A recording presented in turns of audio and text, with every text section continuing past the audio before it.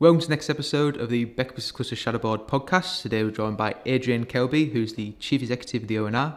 Thank you for joining us today. So just want to start off by going a little bit about what the ONR is and what your role is there. Thank you so much for having me. I'm Chief Exec at Office for Nuclear Regulation. We essentially look after health, safety, security, safeguarding right across Great Britain's 37 nuclear sites. We advise government on policy around new nuclear, and we also work with vendors who might want to put new nuclear sites into the UK through advice and generic design assessment. So broadly, safety and security on the nuclear estate, we're the regulator. So on that then, Adrienne, do you have a typical day at work? What do you, when you wake up, what sort of things are you normally doing? The thing I love about this job is there genuinely isn't a typical day.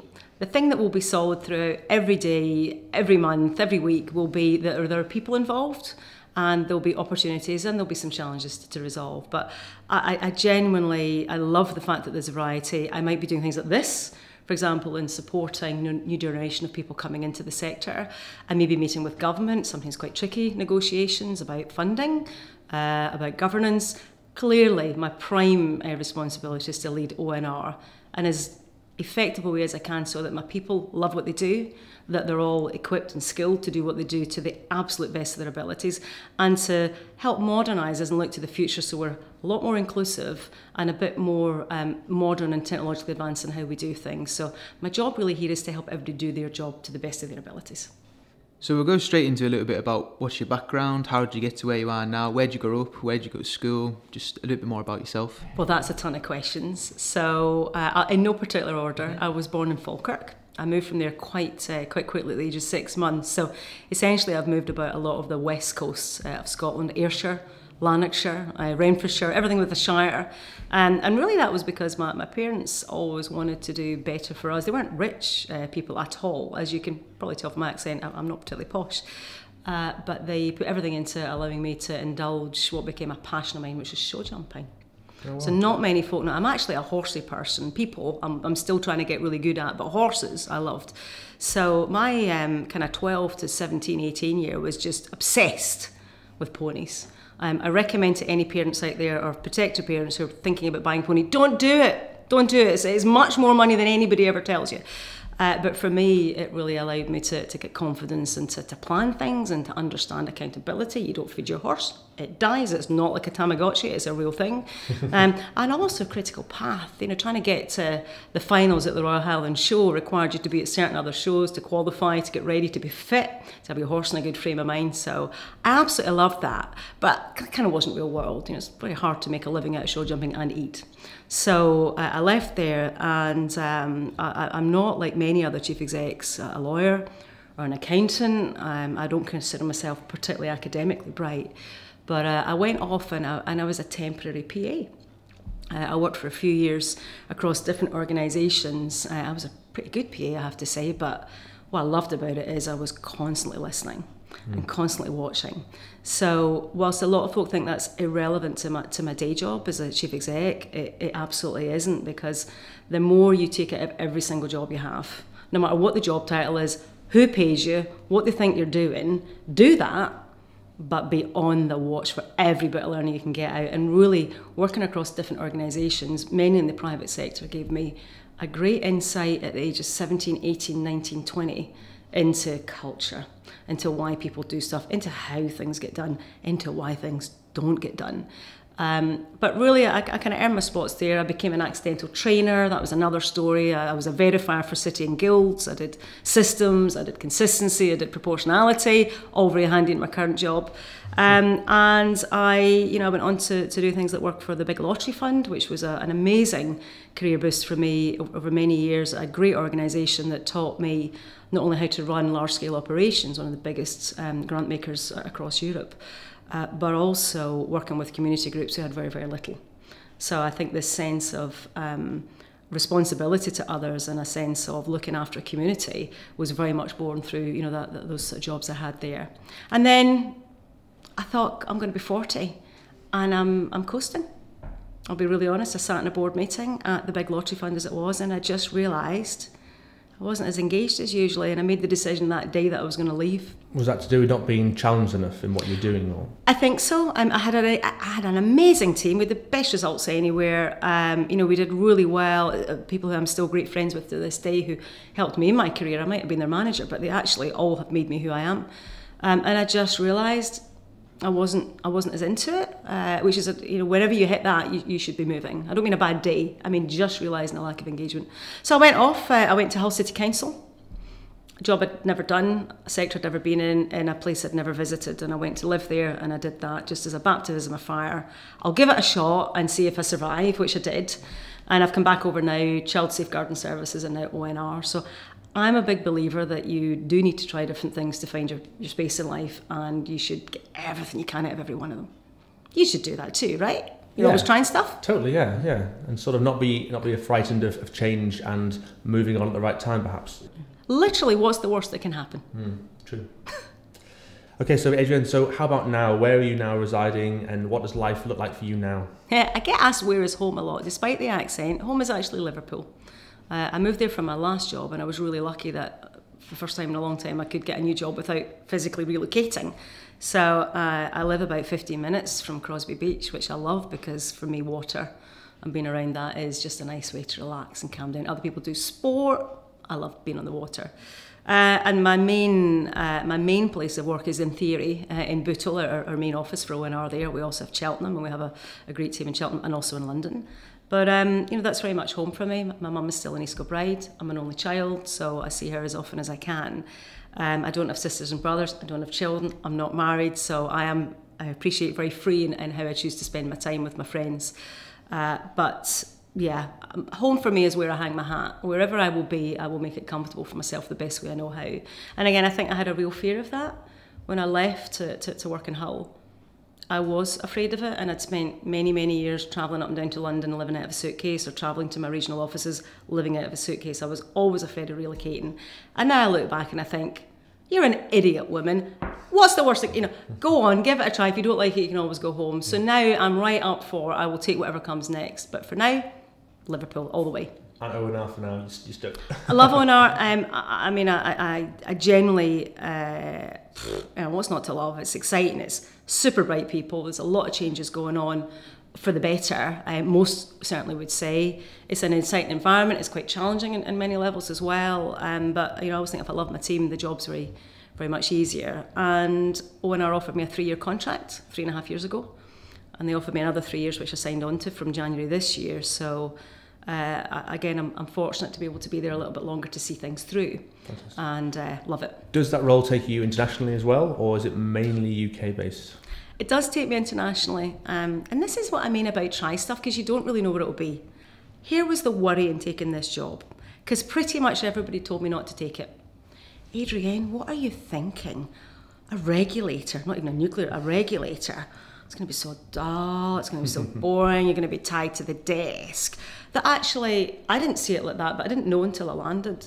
And I've done much more out and about, much more stakeholder engagement than I imagined, including internationally. So again, I think in terms of the ONR brand, we really do want to play a big part, not just at home, but we genuinely think we're one of the best regulators in the world. And I think we have good cause to do that. So how do you say that if you don't benchmark yourselves to other organisations, to other countries? How do you say that if you're not in the best and the brightest in other domains? So, I work not just internationally in nuclear, but across other kind of regulators and sectors in the UK, and we've been doing more of that the last few years. But, who thought in this job I would be, providing, I hope, a modicum of inspiration and a little bit of laughter, I'm sure, to, 600, 700 people in Abu Dhabi. At the WIN conference in 2016 in my first year, or to the combined YGN conference at Youth Generation Network and Women in Nuclear Global Conference in Bariloche in Argentina. I didn't know where Bariloche was. Where is this? It's very far away, I can tell you. 33 hours door to door, I can tell you. Wow. But to get and do that and to just help other folks, maybe not be as afraid of some of the change I was at that year, is brilliant. So you've mentioned Women in Nuclear there. Do you want to go into a bit more about what you do for that network? I nearly didn't get involved in WIN on two fronts. They were the first of any stakeholder to write to me when my appointment to ONR was announced. I wasn't even in the door. And Miranda Kershall, who was president at the time, asked me if I would come and speak at their conference. And it was literally day 9. It would have been day 9 of my new job. So my new comms team, I hadn't really met yet, asked for advice, and they went, oh, don't do that. You know, you don't want to be making a speech in your second week. What did I think? What's the worst that can happen? You know, I mean, you get this, I'll give it a shot, you know. Yeah. And it was the best move I ever made. So selfishly, that network connected me to state, because the nuclear industry is quite complex to get a hold of, all the supply chain, the different kinds of licensees, the different kinds of sites. So here I am in one place in my second week with a bunch of folks saying, here's my card. So I'll be forever grateful to that network for embracing me, frankly, as a non-nuclear person into it. I just sort of, later in the year, they wrote to me to ask me if I would become patron. Now, I thought it was a joke. I put that email in the B for bin pile because I thought it was one of them having a giggle with me. This it wasn't from Miranda, was it? This was what Jack and Miranda were around then, and the Nuclear Institute was involved. And the way it happened, there was slightly sort of out of sequence correspondence came to me, which was why I was surprised. And then about 10 days later, I had this very courteous follow up saying, you know, we know you usually deal with things within about 24 hours or 48 hours, Adrienne. We're conscious you haven't got back to us. And then I had that moment where I realised it was a real thing. So I'll be really honest, I wasn't entirely sure I wanted to be a face of women in nuclear because, frankly, I was a bit afraid of being seen as some kind of raging feminist or just promoting women's issues. Mm-hmm. And my background and my whole career, I spoke about lottery roles earlier, working at a city council, you can imagine, especially quite an impoverished one like Hull. The whole thing for me is about inclusion. What I'm really, really, really passionate about is getting the best out of everybody. And therefore, I worried that this was going to kind of run a bit counter to who I am. But when I looked around the sector and realised at that time, less than 20% of it's women, it's a bit higgledy-piggledy in terms of where they are in structures as well. And actually, the real dearth of young women wanting to come into the sector, seeing it as attractive. I had one of those moments where I thought, well, okay, Adrienne, if you don't do it, who do you think will? So I got involved because I thought the job needed done. And clearly, that was just about 3 years ago, but my term, they asked me to do that for a couple of years and I extended for another one. But essentially for Win, as patron, my job is really simple. It's just to look the seniors in the eye, because obviously with my job I get a lot of access through whatever I'm doing and ask them if they're really doing enough and to hold sometimes conversations that might offer some suggestions. But it's also about getting involved in YGN and other things and just trying to mainstream an inclusive approach into everything that we do. And I think Win is at times misunderstood as some kind of women's network for women, and it's only we want something that we don't think anybody else should get, which is complete rubbish. What we want are workplaces in a sector that everybody gets a really good working environment, and frankly I think as I look around my organisation, I probably have more young fathers who will take paternity leave than I do women wanting to take long maternity leave. So for me, trying to get a place that works for everybody in a future generation is why, and for me, Win is part of that. So that's what I got stuck into. So that's actually a perfect segue onto the question that was asked by our chair, Ruth. She asked, how should we be looking at gender diversity in 2019, and what does gender diversity mean today when the definition of gender is becoming more and more fluid? I think it's a great question, very typically by Ruth, a very intelligent and insightful question. Again, I stand back from it. I think people are many things. One of those things happens to be gender. But if I ask you to describe yourself in 50 words, there'll be I wouldn't know. I mean, Adam, I've seen you in action, I think you're fabulous, but I don't really know you. You would describe yourself in ways that would give me a richness of a picture that I could really understand you more. And I think, therefore, my agenda, and I think it should be any leader's agenda about really trying to be inclusive, is about trying to get to know the folk that at least they work with on a day-to-day basis. I'm not pretending I know all 600 odd of my staff in ONR or every member of the huge Win network, but the ones that I'm dealing with day-to-day I try and know well. And for me, I disagree with the phrase that it's about treating people the way you want to be treated. I think we thought that for a long time, but for me it's about understanding how to get the best out of every individual. Yep. And certainly if you're running any kind of business, surely that must be the thing we want. So I think to Ruth's question about what does gender diversity mean, I don't think it's any different from other kinds of diversity and inclusion where you say, Adam, how do I get the best out of you? What do I need to know about you? What's important to you? What do you never want me to do because it will really, really hack you off? What could I do that would put a smile on your face for a week? How do I know if you are genuinely thriving or under stress? And I think to have those kind of conversations with people really is how you get inclusivity. That's tough because you have 12 people you manage. All 12 of them are different, but that has to be the job of a leader, to try and be true to yourself but flexible to other people to get the best out of them. So you mentioned just before about you originally a PA and you kept your ears open and that's how you learnt and that's how you kind of progressed. I kind of want to pull on that strand a little bit. What advice, particularly for young people who are kind of in roles where they might think, oh, I'm stuck here, for example, a PA, but what advice would you give to them and how do you think they can kind of break that mould and use the core skills they've got to progress? So I have a saying with pretty much all the people that I mentor, no matter what the level, and it's this: never leave your career in the hands of your employer. It's very simple for me. If you are entirely beholden even to a great employer, then you kind of put yourself in a hostage situation. If it is not provided for you, then it's not going to come. Most of my jobs didn't really invest in me because I was just the temp. So a lot of my early days, my first project management qualification, I did off my own back with my own cash at night. I did my training diploma part-time on weekends and at night. So, I think there's a bit where you can have a great employer, but don't take that as the be-all and end-all. Give back to your employer where they're good to you, but you should always retain control of your career.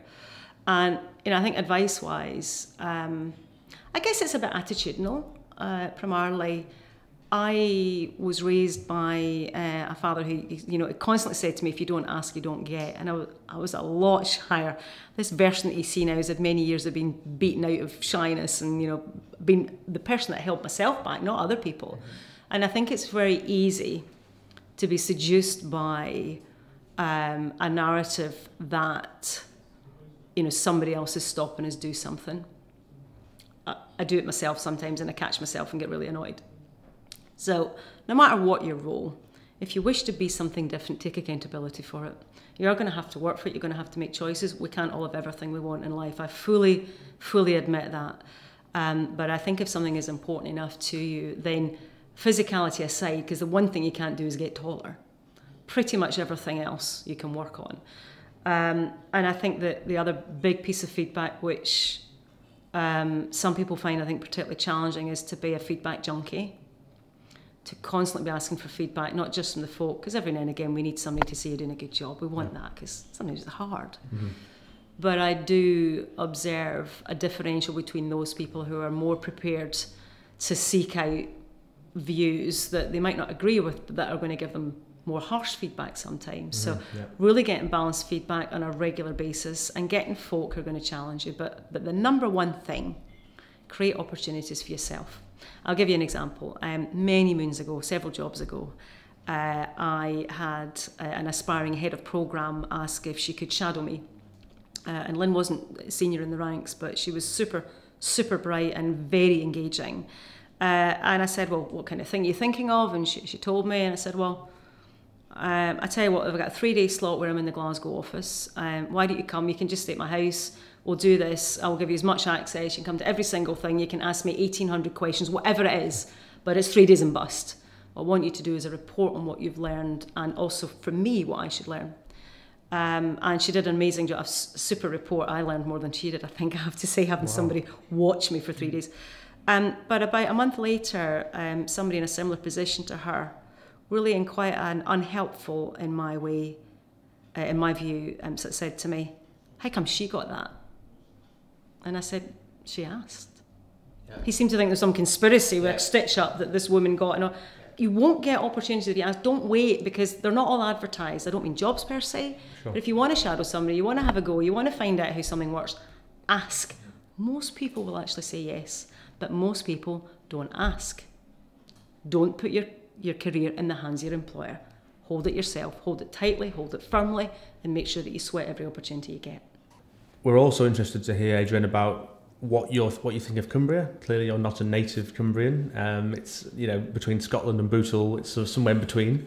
But your views on the county as a place, as the nuclear sector, what it means to the county, maybe a bit about how you see it developing in the future as well. Yeah. Well, I tell you, I have an affinity with Cumbria. As I said earlier, I love being on the water. And a couple of weeks ago, I was up in Windermere and then out in Coniston having a bit of a kayak about. So I do love it up here. And I also have an affinity because when I joined ONR, the first site I went to, I was about 6 weeks into my role and just about considered safe enough to go out, albeit with supervision. I was out with the Deputy Chief Inspector at the time. And Sellafield was the first site that I actually came to. And as somebody who was new to the sector, it was both thought-provoking and really pretty, very sobering about what goes on in that 1.5 square foot and the number of people working on, really challenging engineering issues, more often than not as a good team. And we've seen Sellafield take leaps and bounds in its decommissioning and its hazard reduction, which I'm really proud of. But I think the sense of the energy in this area, clearly the changes in GD aspirations, I know hit a lot of people on a personal level very hard. All I can say is that, for Cumbria to have the kind of environment that you're in, the passion of people who are here for complex engineering issues and really looking for careers. People want to stay in Cumbria, which is unlike some other rural areas, and a sector that really wants to get going. I think I have these conversations with Ivan and others at the board. ONR's role is simply to regulate in the most enabling and appropriate way possible. But as a human being, it would be tough not to like Cumbria. I'd like it to have less rain, I'll be really honest. I can get that stuff if I go home. But clearly that's why it's so green. But it's always a pleasure to drive over and, hit that sign saying welcome. And, I'm here. The reason we squeezed this interview with you guys in is because I've just been with my whole board and some of my senior team to have another trip around Sellafield. I think that's three times in about 3.5 years. So we understand the significance here, not just of Sellafield, but of the other organisations, NNL and others, who are really trying to break boundaries. And I wish you all the best with that. So in a post-Brexit world then, Adriènne, what will it mean to leave Euratom and how will that affect the UK's regulation of nuclear? Well, I have been asked this question so often in the last 18 months or so. As you'll know from the ONR team, we're very focused, we are very good at project management and so on. And when we first saw the spectre of leaving Euratom, we worked with BECBC in particular to set up a distinct project in the organisation. It happens to be our Deputy Chief Inspector who looks after Sellafield. Mina Golsham is leading this project. And from that point, we have sought to make sure that ONR does not create any difficulties for any businesses at any kind. So we're already running what was phase 1. We didn't leave Brexit, as most of your listeners will have noticed, but we've stood up phase 1 of the project as if we had. So we're running parallel to Euratom, and essentially that's giving us some really, really good time to quality control things, or quality assure to be accurate, to make sure the new system, the new team, everything that we set up to get going is actually, believe it or not, up and running alongside Euratom. What we're looking at now potentially is phase 2 of the project, which is achieving Euratom equivalence. And put simply, that means developing our team, getting them even more experience and agreeing with government the scope of all of the work that they want us to do by December 2020. So we're doing that actually over the next couple of months. I have great faith in this project, and I generally believe this is not going to create problems for anybody, certainly not in Cumbria, but anybody in the nuclear chain. We've had independent assurance on this. As you can imagine, it's a crucially important project to get right. And I think out of the 150 odd Brexit-related projects in the government portfolio, the SSEC, as we call it, is the only green one. So this is a project that is ready to go. I'm incredibly grateful to the team. It's been an amazing job they've done, but we've really, really been at our best on this. Very clear focus, absolutely no distractions, diversions, on with it, because we know at some point we could be asked to stand up. And actually, if we do a Brexit 31st of October, as is the current political intent, then we will stand up phase 1 for real, and we're good to go on that. So with that, where do you see the link in new nuclear, obviously with new gen and Merseyside not happening? How do you see that kind of developing, if at all? First thing I would say is, on a personal level, it's really hard to see so many people lose jobs when they went in for something that was bright and energising and future focused. You would have to have a heart of stone not to feel for that, and potentially whether that causes reputational damage to nuclear as a sector that can attract people from other sectors, I think we need to see. More from my jobs perspective, I have a really, really simple task when it comes to new build, which is to never be on anybody else's critical path as a problem. So all we can do is work with what is put in front of us. I frankly would like us to be even busier. Half of my staff will probably murder me saying that out loud, but we're good at what we do. We've revised our generic design assessment processes. We're ready to rock with those. We are constantly talking with supply chain and others who want to know what it's like to work in nuclear AMRC, for example. We're talking to them about fit for nuclear qualifications. So we're a very, very open and plain-speaking regulator. It is my nightmare that we would ever get ourselves in a position where we didn't have the capability and capacity to support whatever it is that is required of us at that time, whether it's new build, decommissioning, operating reactors, defence, security. Doesn't matter what it is. So, my day job is to be ready for whatever comes. It's definitely difficult with the level of uncertainty.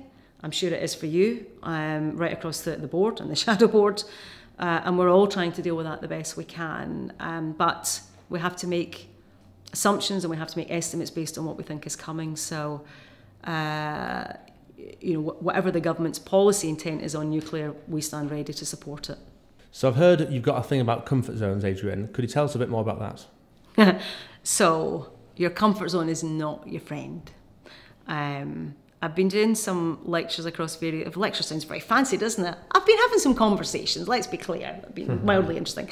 Entitled Your Comfort Zone is not your friend. And it's back to the thing I said earlier about being afraid to try things or imagining that there are barriers that aren't. And it's been fascinating in this very scientific sector that the psychological sciences to me are, the physiological sciences are not seen with quite the same, shall we say, profligacy as we see in, engineering or chemistry or structural engineering, for example. So I've been showing people what happens in the brain when we get a bit comfortable. We've had a bit of a giggle about it because I think some people just don't believe it's a physical thing. They imagine comfort zone as some kind of just a psychological construct, but actually your brain does stuff. So we've been having a bit of fun with things about amygdala hijacks, which is essentially what you get whenever you get road rage. This adrenaline rushes through you and you want to completely disproportionately batter somebody you've never met before for cutting in on you up the A6 or whatever it might be. And just that sense of, either the fear stopping you try things, but also the overreaction to what we perceive as threats. So, I may receive feedback which I personally find hard. I posture up, I lean into you, I explain why you're wrong, and I go, I think you're a terrible person. Whereas actually what I should be doing is saying that's really helpful. So the comfort zone thing for me is just trying to get people to be mindful of when they are literally mentally sitting in this warm, seductive, 14 and a half tall comfort zone, and actually not realising that that's the thing that's strangling them. It's not the risk that's holding them back, it's the comfort zone. So we've had a lot of fun, and we might do one up here, but we've had a lot of fun with folk kind of beginning to have this mantra, your comfort zone is not your friend. In fact, we should do a hashtag on that, really, shouldn't we? Just for a bit of a giggle and see who can tag it. Because we've all got them, but if you want to be your biggest, best, boldest self, you have to be aware of it, and you have to be the one taking control and getting out your comfort zone. So we should chat about that offline. That'd be fun. I'd like to know what you two have done out of your comfort zone in the last month. That's the real teller, because you're obviously prepared to do podcasts, which isn't your day job. But what are you doing about this? So I think that's a really important point about stepping out of your comfort zone. I suppose to answer your question, this podcast itself is kind of outside of my comfort zone. So my day job at Sellafield Ltd is in the WANL support office. So it's anything to do like this. And obviously I used to work in corporate affairs, so that kind of did give me that external bit, but joining the shadow board and doing stuff like this, that does take me out of the comfort zone, but to a point where I think I can grow from that. And then obviously as your comfort zone expands, you then got to keep making the steps. So no, I think that's, what about you, Adam? I think for me, I'm run a very small company of only 3 or 4 people. So because of the size of that, I do get out and meet a lot of people, business leaders, but also by being part of a shadow board, which is stepping me out of my comfort zone and getting involved in things and schemes and running events and things that I wouldn't normally get to do. It's challenging me in a sort of multifaceted way, not just in my usual business development mind and my kind of craft, which is filmmaking. Yeah, and I love that. Ivan spoke to me about the shadow board at first and kind of got me in a bit of mentor. I think it was a prize by accident for somebody early in the days. But, I go back to the sense, if you're the kind of person that says it's not my job and I'm really busy, that's okay. But you can't expect to develop your full potential. And I love the fact that both of you don't look, I have to say, remarkably uncomfortable. So you're obviously rocking the comfort zone busting. But this sense of, what's the worst that can happen? You end up having a chat with me. It's probably worst things. But to really keep going for it. So I take my hat off to you. I love it. I would never have done this at this stage in my career. So good on you both. Exactly. And we're really enjoying it, actually. We're speaking to a number of people and it's just a really nice open conversation. And it's not even an interview. It's an informal chat. Absolutely. Yeah, done really nicely. So I guess it's congratulations for winning the Northern Power Women Transformational Leader of the Year 2019. It'd be great to hear a bit more about what that, how you got to that and sort of, what led to that award. I still don't feel like that's a real thing. My mum definitely does. She's nabbed it. But really, this came about because the ONR team and the Women in Nuclear Cumbria team stitched me up. And essentially enrolled me in for an award that I didn't know anything about. And then the next thing I knew, it was a bit like the WIN thing to start with, where it happened in my view, by accident. I got an email in asking for support and statement, and then I realised that something was happening. And it was a really proud moment for me to be kind of on stage and when Cumbria had won the award for innovation the one before. In fact, I wasn't even in the room when they called my name. I was standing outside having a party with them, jumping up and down, shouting and woohooing. And somebody had to come out and say they're waiting for you on stage. And I remember my face just went bright red. And I ran in heels, that's not easy. I ran in from the wrong side of the stage, which confused everybody onto the stage. And I shouted, woohoo, because I couldn't quite believe it. But, the award represents a change in a leadership tone in ONR and on behalf of the sector. This, I hold it, but I hold it lightly on behalf of the people I work with. And just seeing staff survey results in ONR change, dramatically over 3 years. We're not perfect, but leadership visibility, gone from, bottom quartile to top decile, trust and confidence that we'll actually act on things has gone up markedly. I'm really proud of that. The external stakeholder results for ONR are really in the 80 and 90% of support. So we're very fortunate there. And I think just the notion of diversifying the team, as I said earlier, it's not all about women, but we were very, very male-orientated in ONR, and we see a much more diverse and therefore a much, frankly, better, stronger and more fun team to work with. I think the other thing that came across there was, again, a real team effort to get inclusion issues onto the face of the nuclear sector deal.